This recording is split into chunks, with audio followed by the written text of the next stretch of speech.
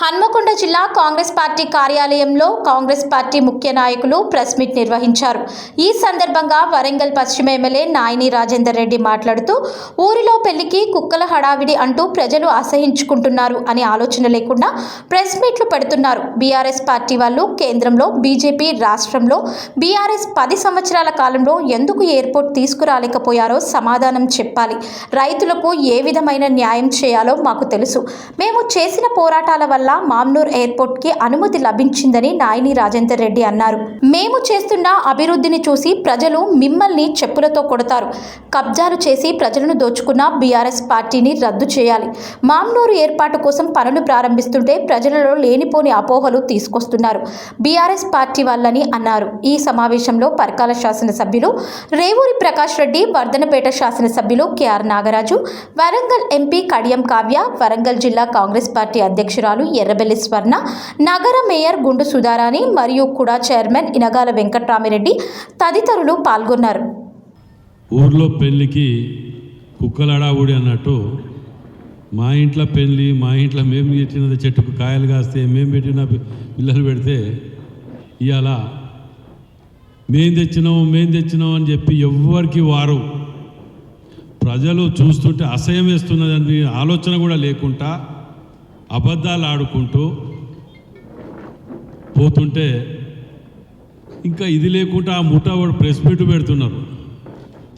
వాళ్ళకి సిగ్గు అనిపిస్తలేదా? ప్రజలు అసహించుకుంటారని ఆలోచన కూడా లేదు.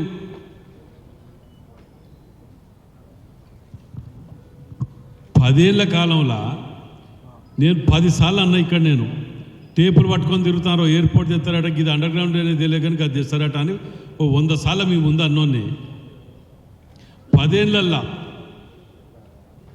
ఇది ఎందుకు తీసుకురాలేకపోయినరు? కేంద్రంలో బీజేపీ, ఇక్కడ బీఆర్ఎస్ పార్టీ కలిసి సంసారం చేసిన వాళ్ళే కదా, ఎందుకు తీసుకురాలేకపోయినరో ప్రజలకు జవాబు చెప్పండి. వాళ్లకు తెలియక కాదు.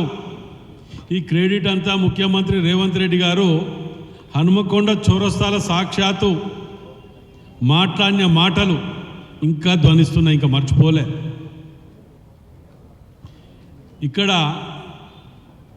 స్పీచ్ అయిపోయాక పార్లమెంట్ ఎలక్షన్, కావ్య గారి ఎలక్షన్లో సభ హనుమకొండ చౌరస్తా వానపడ్డ తర్వాత సభ అయిన తర్వాత ఇక్కడ అండర్ గ్రౌండ్ నేను ముఖ్యమంత్రినే కాదు మున్సిపల్ మినిస్టర్ని కూడా నేను ఆదేశిస్తున్నా, డిపిఆర్ తయారు చేయండి. అదొకటే కాదు, ఎయిర్పోర్ట్ ఇస్తా, టెక్స్టైల్ పార్క్ ఇస్తా, అవుటర్ రింగ్ రోడ్కి ఇస్తా, నేను కంప్లీట్ చేసే బాధ్యత నేను తీసుకుంటానా అని చెప్పి వీడియో ఉన్నది. ఇప్పుడు టైం వేస్ట్ చేయాలని చెప్పి మీకు ఇచ్చేయడానికి చూపించట్లే, తప్పకుండా దాన్ని మీకు గ్రూప్లో పెట్టిస్తా.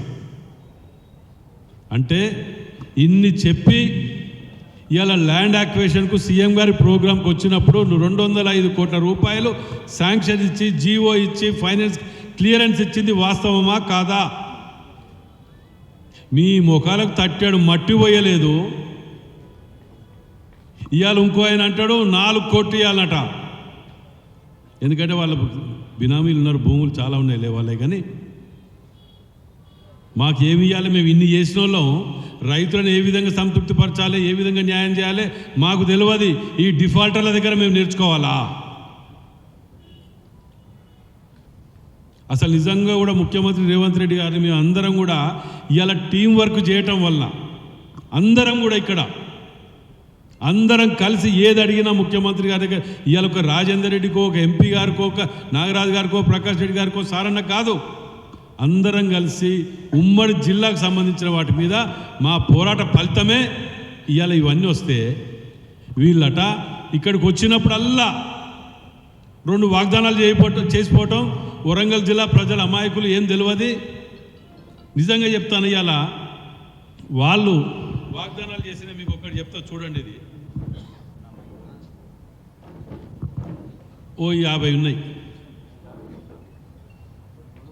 వరంగల్ హన్మకొండ బస్ స్టాండ్ కాడికి వెళ్ళి మొదలు పెడితే Warangal master plan, Shilparamam, ropeway, oxygen park, ఉరుసుబండు, భద్రకాళి టెంపుల్ అమ్మవారి డెవలప్మెంట్ది, ఇక ఇవన్నీ ఒక ఇంత పెద్ద లిస్ట్ ఉన్నది. ఇవన్నీ చదివి వచ్చినప్పుడల్లా 2 మాట్లాడిపోవటమే. ఒక్కరోజు తట్టాడు మట్టి పోసింది లేదు. ఆ ఒక్క హాస్పిటల్లో 20-30 అంతస్తులు కట్టిండు. అది దేని కట్టిండు అంటే అర్థమైంది కదా మీకైతే. అప్పుడైతే అప్పు తెచ్చి ఉన్న ఎంజిఎంని తాత కాలేదు, ఉన్న సెంట్రల్ తీసుకుపోయి అవతల వారేసి దీని మీద 1300 మహారాష్ట్ర బ్యాంకు లోన్ తెచ్చి దాన్ని మేము కట్టినాం అని చెప్తున్నారు. దేనికి కట్టినరు, ఏం చేసిండ్రు? ఉన్న ఎంజిఎంకు రిక్రూట్మెంట్ లేదు, డాక్టర్లు లేరు, కావలసిన యంత్రాంగం లేదు. అవి చేయలేక ఇది కట్టినాం, కమిషన్ వస్తుందని చెప్పి కట్టినాం అని చెప్పి చెప్పుకున్న వీళ్ళు నిన్న ప్రెస్ మీట్ పెట్టి మాట్లాడుతుంటే నిజంగా ఒక్కొక్కరిది. అందుకే మేము ఉమ్మడి జిల్లాగా రేవంత్ రెడ్డి గారికి ఇవ్వాలని లెటర్ పెడుతున్నాం. మా దగ్గర ఉన్న ఈ దొంగల ముఠా కోసం సపరేట్గా జైలు కట్టియండి అయ్యా. ఎందుకంటే ఈ ముఠా ఇంకా మార్పు రావట్లే. జిల్లా ప్రజలు మిమ్మల్ని తరిమి కొట్టే వరకు కూడా మీరు ఇక ఇది గారు అనేది నిన్నటితో అర్థమైపోయింది. అరే ఇప్పటికైనా బుద్ధి తెచ్చుకోండి. 10 ఏళ్ళలో చేయలేని దాన్ని సంవత్సర కాలంలో ఇంతమంది వీళ్ళు చేస్తున్నారు, వీళ్ళని చూసి నేర్చుకోవాలని చెప్పి ఇవాళ ఇన్స్టాగ్రామ్లల్లో అవి కూడా పంపిస్తా మీకు స్క్రీన్ షాట్స్. కేటీఆర్కు ట్యాగ్ చేసుకుంటూ పెడుతున్నారు. అయ్యా మీరంటే చాలా అభిమానులం, కానీ ఇందులో ఇంకోసారి ఇట్లాంటి వరంగల్ జిల్లా అభివృద్ధి గురించి ఇంకోసారి మన వాళ్ళని మాట్లాడదని చెప్పండి. ఇజ్జత్ పోతుంది, పబ్లిక్ ఉంచుతాన్రు, మనం చేయలేదు దాన్ని వాళ్ళు చేస్తున్నారు. ఇవి కనుక నిజంగా కంప్లీట్ అయితే నేను మళ్ళీ కూడా కాంగ్రెస్కే ఓటేస్తా, నువ్వంటే అభిమానం కానీ కాంగ్రెస్కే ఓటేస్తా అని కూడా క్లియర్గా చెప్పడం జరిగింది. అవి కూడా మీకు స్క్రీన్ షాట్స్ నేను పంపించేది. నిరాధారంగా ఎప్పుడు మాట్లాడాం మేము, గాడుపుల బాణాలు అయ్యాం వీళ్ళ తీరుగా. ఓ దిక్కు అంత మంచిగా అభివృద్ధి చేసి మేము ఇది చేసి పట్టుకొస్తుంటే సహకరించి సలహాలు సూచనలు ఇవ్వకపోగా మహిళలకు ఉచిత బస్సు అంటే ఆటోలను రెచ్చగొడతారు. ఇప్పుడు ఎయిర్పోర్ట్కు ల్యాండ్ అక్విజిషన్కు సుమారు 196 ఎకరాలు కంప్లీట్ అయిపోయింది సర్వే. ఇంకా 9 ఎకరాలు ఉన్నది. ఇప్పుడు కూడా ప్రకాష్ రెడ్డి గారు, పొద్దుగాల నాగరాజు గారు వీళ్ళందరూ అక్కడికే పోయి వాళ్ళతో కన్విన్స్ చేసుకొని మాట్లాడి చేసుకుంటూ వస్తుంటే ఒకరు 4 కోట్లు ఇవ్వాలంటాడు, ఇంకోటి అంటారు. వాళ్ళు ఏం చేసిన వీటి అన్నిటి మీద సిబిఐ ఎంక్వైరీ చేసి నిజంగా కూడా వాళ్ళని జైల్లో పెట్టాలి. పాపం లేదు. ఇంకా 4 రోజులు పోతే మా అభివృద్ధిని చూసి ప్రజలు మిమ్మల్ని చెప్పులు తీసుకొని కొడతారు. బిడ్డ మీరు అనుకుంటున్నారు ఏదో మిమ్మల్ని క్షమించేదని కాదు. ఎందుకంటే ఈ సంవత్సర కాలంలో మేము చేస్తున్న అభివృద్ధి మాకు నిజంగా కూడా చాలా ఆనందం కలుగుతున్నది. ఒక ఎమ్మెల్యేలో, ఒక ఎంపీలో, ఇట్లా ఎమ్మెల్సీలుగా ఉంటే ఇన్ని చేయగలుగుతామా? ఇన్ని ఏళ్ళు ఎందుకు వెనకపోయింది, ఎందుకు చేయలేకపోయినరు? మేం చేయబట్టి వచ్చిందట ఉద్యమాల. అసలు ఈ తెలంగాణ ఉద్యమాన్ని అడ్డం పెట్టుకొని చెయ్యరాని పాపాలు అన్నీ చేసిండ్రు. ఇంకా ఉద్యమాన్ని పెట్టుకొని అడ్డం పెట్టుకొని బతకాలని చూస్తారు వీళ్ళు. నిజంగా కూడా ఇలాంటి పార్టీని రద్దు చేయాలి. ఇలాంటి పార్టీలు కనుక్కుంటే సమాజంలో కులాలు మతాలుగా విభజించి చీలిపోతాయి. మేము అధికారంలో ఇవాళ ఉంటాం ఉండవు అది వేరు, భగవంతుని తెలుసు అది. కానీ ఇలాంటి పార్టీల వలన ద్వేషభావాలు ప్రజలలో నాటుకపోయి విద్వేషాలు రెచ్చగొట్టి శవాల మీద పేలాలు ఎరకదిని ఒక్కొక్కరు చూడండి ఇప్పుడు కూడా ఇట్లా నున్న గుండ్రగా ఇట్లా ఎర్రగా ఎట్లున్నారు. ఒక్కొక్కడు 1000కి తక్కువ తినకుంటా. అయినా మేము సరే పోనీ అని చెప్పి మేము వాళ్ళని విమర్శించకుండా మా మానాన్ని మేము అభివృద్ధి చేసుకుంటూ పోతుంటే మీ బుద్ధి ఇంకా మారతలేదే. మేం చేద్దాం అనుకున్నాం నైమ్నర్ బ్రిడ్జు, మేము కడదాం అనుకున్నాం కళాక్షేత్రం, మేము చేద్దాం అనుకున్నాం. రేపో మాపో కాజిపేట బస్ స్టాండ్కు మేము ఇక్కడ ఎట్లా ఉన్నామంటే ఢిల్లీ పార్లమెంట్ నడతాంటే కూడా కావ్యమ్మ నువ్వు అక్కడికి పోయి మేనేజర్ని ఆ మంత్రి గారిని కలవంది, నువ్వు రావద్దు వరంగల్కు, రిప్రజెంటేషన్ ఇచ్చి చేయాలమ్మా నువ్వు అని చెప్పి మేము నవ్వుకుంటా మాట్లాడుకుంటూ ఇస్తే అక్కడ పోయి కలిసి ఇక్కడికి ఫోన్లు చేయించుకొని బస్ స్టాండ్ గురించి వస్తున్నాం. మేము ఈ ఎయిర్పోర్టు బస్ స్టాండు ఈ 9వ తారీఖు నాడు ఫ్లైట్ టికెట్లు బుక్ చేసింది మా అందరికీ కావ్యమ్మ. దేనికి తెలుసా మీకు? రైల్వే మంత్రిని కలిసి కాజీపేటకు డివిజన్ తీసుకురావటానికి పోతున్నాం మేము. మా బాధ ఏంటంటే మేము ఎయిర్పోర్టో, రైల్వే స్టేషనో, బస్ స్టాండో వీటితోటి మాత్రమే అభివృద్ధి చెంది ఉద్యోగాలు వస్తాయని కాదు. మా ముఖ్యమంత్రి రేవంత్ రెడ్డి గారు, బట్టి విక్రమార్క గారు వాళ్ళ విజన్ వేరున్నది. ఇక్కడ దీన్ని చాలా పెద్ద ఎత్తున 5 స్టార్ హోటల్స్ తోటి ఉద్యోగాల కల్పనతోటి టెక్స్టైల్ పార్క్ని ఇది కానివ్వండి ఏది కానివ్వండి హైదరాబాద్ మీద ప్రెజర్ పడకుండా ఆల్టర్నేట్గా హైదరాబాద్కు రాజధాని ధీటుగా ఉండాలని ఒక పెద్ద దూరదృష్టితోటి ఆలోచనతోటి పోతుంటే ఈ చిల్లర వివరాలేందే. కిషన్ రెడ్డి గారికి ఏం చేయాలో చేతగాక ఆ ఎయిర్పోర్ట్ మినిస్టర్ని పట్టుకొని వచ్చిన. ఆ ఎయిర్పోర్ట్ మినిస్టర్ దగ్గరికి మా రేవంత్ రెడ్డి గారు కావ్య గారు వీళ్ళు పోయి రిప్రజెంటేషన్స్ ఇచ్చి పాత పరిచయాలు ఉన్న దృష్ట్యా ఇచ్చేయమని చెప్తే ఆయన ఏదో చేస్తే ఆ క్రెడిట్ అంతా కాంగ్రెస్ పోతుంది, మనం పొత్తులో ఉన్నావు, నువ్వు రా అని పట్టుకొచ్చి యుద్ధ ప్రతిభ పట్టుకొచ్చి నేను ప్రెస్ మీట్ పెట్టి ఇచ్చేసినామని అంటారు. ఇన్ని రోజులు ఎందుకు చేయలే? ఇలా ఇంకో ఎయిర్పోర్ట్ వచ్చిందా? అది ఎక్కడ అది ఎయిర్పోర్టు 700 ఎకరాలే అది ట్రిచి ఎయిర్పోర్ట్. మరి ఆ 698 అయితే ఉన్నది కదా, మరి ఎందుకు చేయలే ఇన్ని రోజులు? ఇంకొక సూటిగా ప్రశ్న అడుగుతాను మిమ్మల్ని. జీవీఆర్ దగ్గర జిఎంఆర్ దగ్గర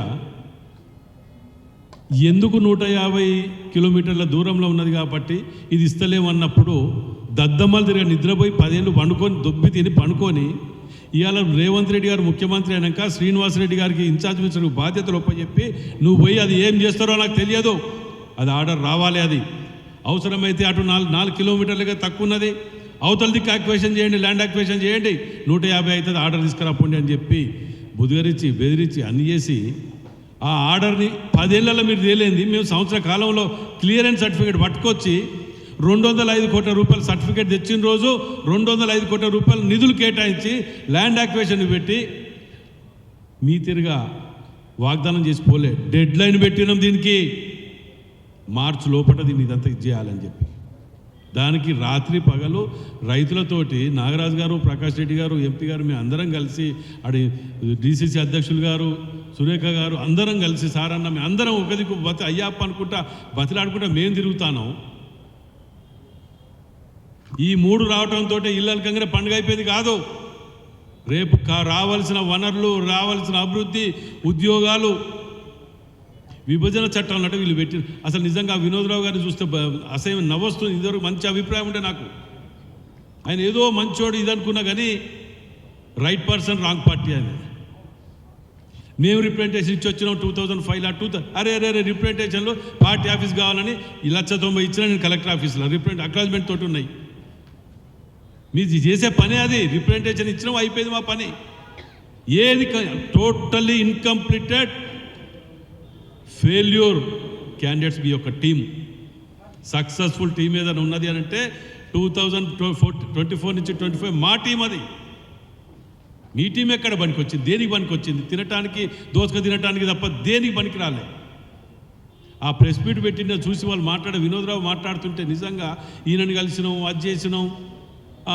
విభజన చట్టంలట వీళ్ళు ఇది చేస్తే పెట్టినమాట తలుపులు పెట్టించి తెలంగాణని ఇచ్చుకుంటా విభజన చట్టంలో ఇవన్నీ పెడితే ఏ ప్రభుత్వం వచ్చినా అవి ఇంప్లిమెంట్ చెయ్యాలి అని పింక్ బుక్లో పెట్టిస్తే వాటి ఊసెత్తకుండా చేయకుండా వాటి వదిలేసి ప్రభుత్వాల తర్వాత వచ్చిన మీదును బీజేపీదే కదా 2 సంకలు కొట్టుకుంటా 10 ఏళ్ళు గడిపి విభజన చట్టంలో పొందుపరిచింది ఒక్కటి తేలేక మా 5 ఏళ్ల ప్రభుత్వం మేము తీసుకొని వచ్చి సంవత్సరం కాలేదు గిన్ని తీసుకొస్తుంటే మీరు మాట్లాడటానికి సిగ్గు అనిపించట్లేదు మీకు?